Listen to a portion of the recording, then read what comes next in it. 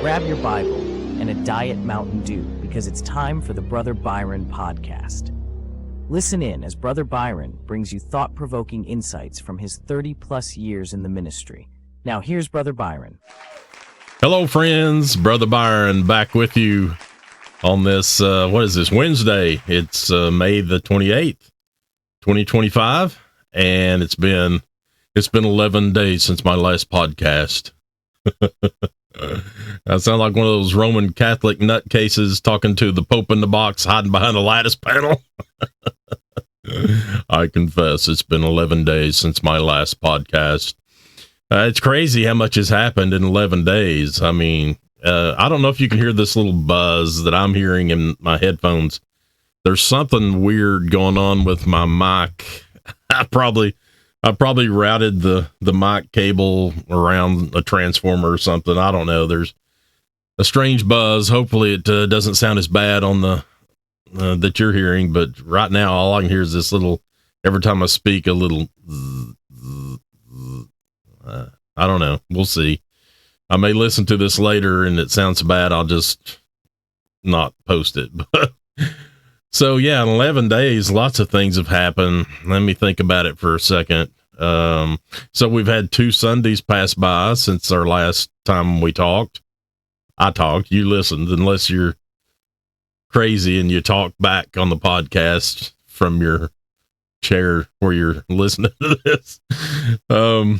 But yeah, quite a bit's happened. I took off from work, Monday, Tuesday, Wednesday this week. Well, they give us Monday because it's Memorial Day. And so I went ahead and took off Tuesday and Wednesday, which today's Wednesday, but, had off yesterday and today.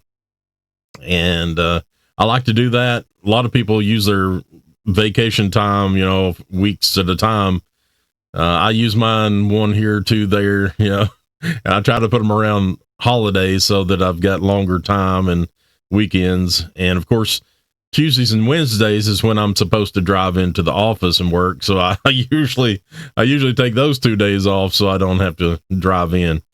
Even though yesterday I actually drove right by the office on my day off, on my vacation day. Mary and I, we spent the day out. I guess you could call it a date.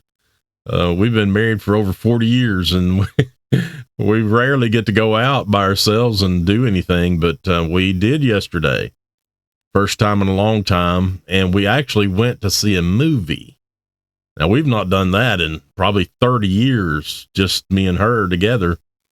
Well, we used to take the kids every now and then to see a Disney movie or something, but Mary and I, it's not something we do. We don't go out to the movies. It's one thing, it's expensive, and the other is there's rarely anything decent that you can go see. And also the time it takes. But we did get to go see a movie yesterday. We went to the earliest one they showed at 10:30, Mission Impossible, The Last Reckoning.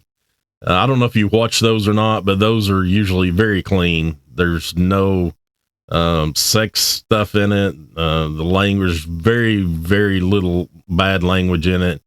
Of course, there's a lot of violence, and I know a lot of people get worked up over that, but I'm not so worked up over violent scenes as I am the other stuff. And so it's a clean, good, clean movie to see. Was disappointed in it. It wasn't the best, I think they're finally through with that series of movies. That was the eighth Mission Impossible movie. Tom Cruise is getting a little too old to be doing the stunts, and he looked a little rough and kind of like he didn't know where he was at times. But anyhow, but we hadn't done that in so long, and it was great to go out. We did learn one thing. If you go to that theater, it was the IMAX theater, the Pinnacle Theater at Turkey Creek in Knoxville. It's one of the biggest ones that we have. And they play the sound so loud. If I'd had some earplugs, I would have put them in and probably would still been too loud. My ears are still ringing from sitting in that yesterday. It was so loud. And of course, being the IMAX screen, it was like we were almost right in the screen ourselves. we were halfway back. There was hardly anybody in the whole theater. There might have been 7 or 8 other people in there besides us, but we sat middle ways, and it still felt like we were right in the front. It was really too large of a screen. But anyway, we left there. We went to my favorite restaurant, Longhorn Steakhouse. Yes, I got the 20-ounce outlaw ribeye, and it's always good. Can't ever go bad going to Longhorns. We don't get to go there a lot either because it is on the other side of town and it's expensive, and we just don't do that. But we did yesterday. Had a great day out. And so anyway, I was just kind of catching up. Well, one other thing I want to mention before I get into the topic I'm wanting to talk about. My sister, Jennifer, and her family, her whole family, they came in this last week. And they were going to Dollywood, and so they came here to Knoxville, and we met them at Louis', which is, I know, their favorite place to eat. My mom always loved it. It is a great place. I rarely go. In fact, I hadn't been to Louis since my mother was living, and we went with her, and that's been 2 years already. But we met them out there. I don't remember what day it was. It was maybe last Thursday. I believe it's Thursday. We met them out there to have supper, and there were 12 of us. So Jennifer and all of her boys and John's mom and dad were there. And let's see, Jennifer's daughter-in-law and one of her son's girlfriends. So a whole bunch of us. And we had a great time, ate way too much. And but it was great to get to see them. Jennifer's the last family I have left, and it's always great when I get to see her and her family. And anyhow, so yeah, lots of things have been going on over the last 11 days, but I want to tell you about this past Sunday. Now, if you're one of my Facebook friends, and that's the only way you could know this, because I did not make this post public. It's it's limited to who can see it. Actually, there's some people that I don't allow to see it. It's my friend list, and that's my right. That's my prerogative. If I don't want you to see it, then I'm not going to let you see it. Anyhow, this past Sunday, I'll just start from the beginning. So I had a rough night's sleep on Saturday, and I felt terrible on Sunday morning. I got up and my head was pounding. My throat was scratchy. I was tired, and I sat there like I do every Sunday morning with a cup of coffee and my Bible and my sermon notes that I'd prepare. And I was going over that, and I had my head down, and it was just like every time I could almost hear it. Boom, boom. And I thought to myself, boy, if I had an associate pastor, I'd be calling him right now. And then I realized I am the associate pastor and the full-time pastor, so I can't do that. And so I just really didn't want to go to church. I really didn't. But anyhow, we got ready for church and got in the car. Mary drove. She often drives. She's probably a better driver than I am, but now that I've got so many eye problems, and I don't talk about it much, but I've had several eye issues, and this eye gets really blurry, and I have huge chunks of stuff that float across my eye that sometimes I can't see things. And especially when the sun shines, it shines, and it's like a gray and white blare of light in that eye. So Mary drives most of the time when we're together. The rest of the time, I'm just out there trying to be as careful as I can. Anyhow, she's driving. I'm sitting in the passenger side, and I put on my big, thick, heavy sunglasses and sat there and kept my eyes closed most of the time. I'd look up and get scared to death because it was Memorial Day weekend, and everybody was out. I don't know where they were going, what they were doing, but it looked like the Daytona 500 if I'd opened my eyes. So I just kept them shut. And I remember praying inside my head and feeling sorry for myself and not wanting to be there. And I was like, Lord, I don't want any surprises today. Please just let it be smooth. Nothing out of the ordinary. And I'll be honest with you. And in the very back of my mind, I was thinking, and please don't let any homeless people come up to me and ask for things today. Go ahead, call me whatever you want. I'm terrible, I know. But, I face that almost every Sunday, not every Sunday, but a lot of Sundays. I have to deal with a homeless person. Because there's so many around the church. And, getting out in the parking lot, then come to the church, whatever. And it gets exhausting. It really does. It gets exhausting. And with the bad mood I was in and feeling rough, I just didn't want to deal with anybody. And so that's what I was kind of praying about on the way to church. So we get there, Mary parks the car, and I still feeling bad. And we sat there in the car for a little while before going in. We were early, and I just, like to sit there and hopefully things will get better. But we finally got out and went in the back doors. We walked down the hall. Brother Mike, he greeted us. He was going through the hallway.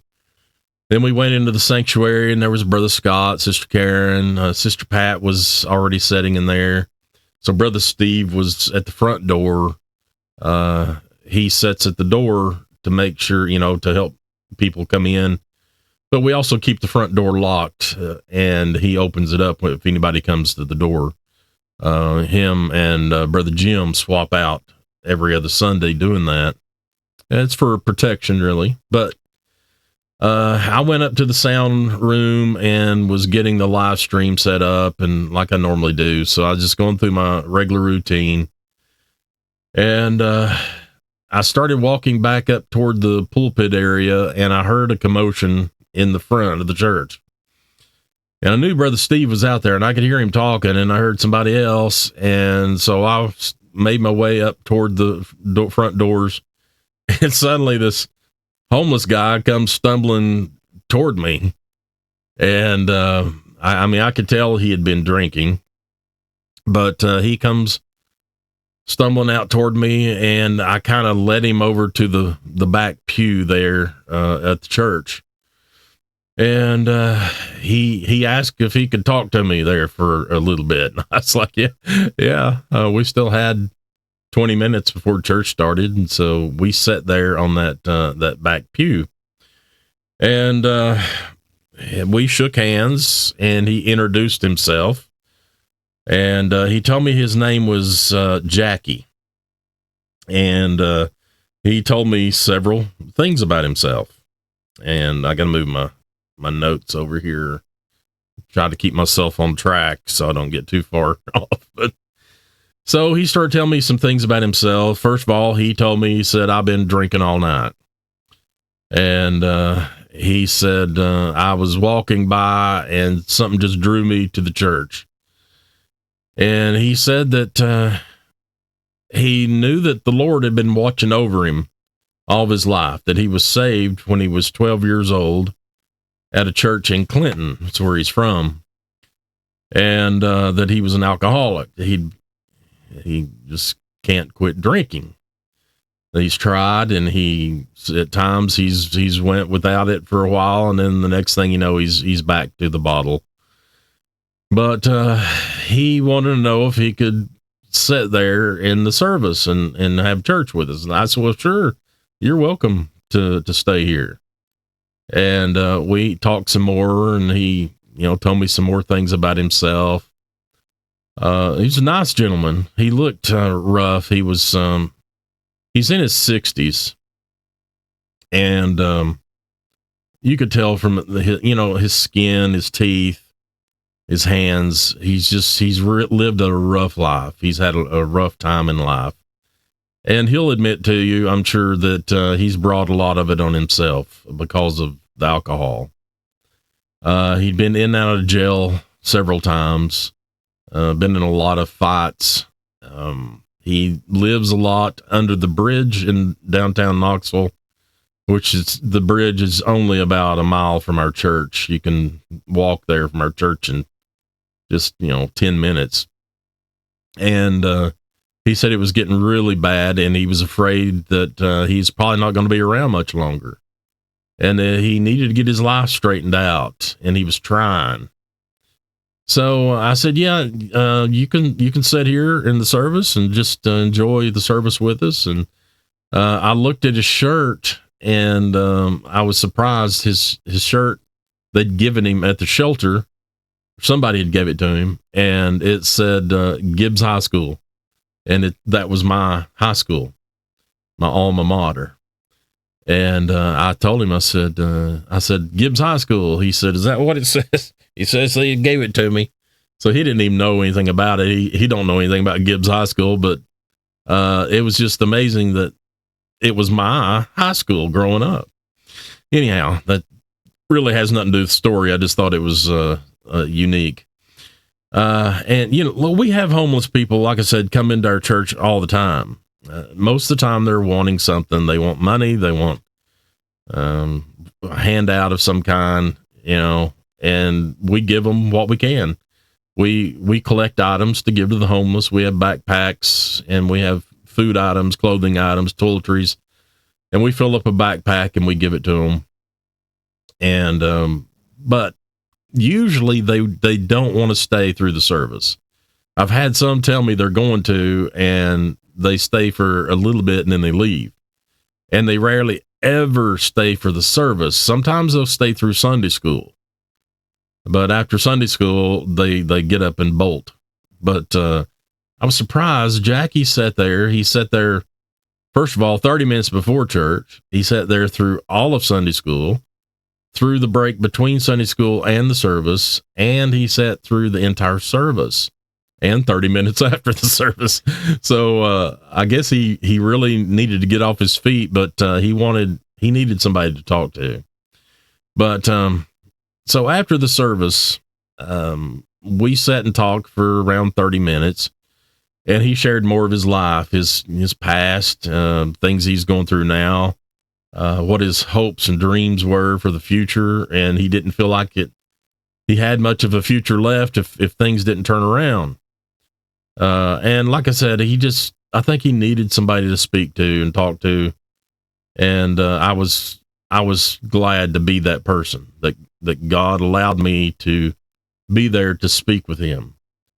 Totally different than I was that morning praying, God, please don't let me have to mess with any of this stuff today. And so the Lord, instead of answering my prayer the way that I wanted him to answer it, he answered it the way he wanted it answered. And to me, it was a no. And for him, it was, this is what's going to happen.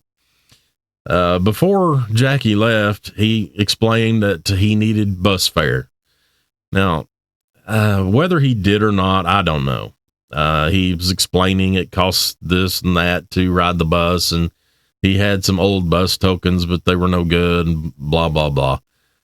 And so I gave him $20. Now, he might have went immediately and bought a bottle of liquor with that. I don't know. That's not for me to say. But the Lord just impressed upon my heart to help him out.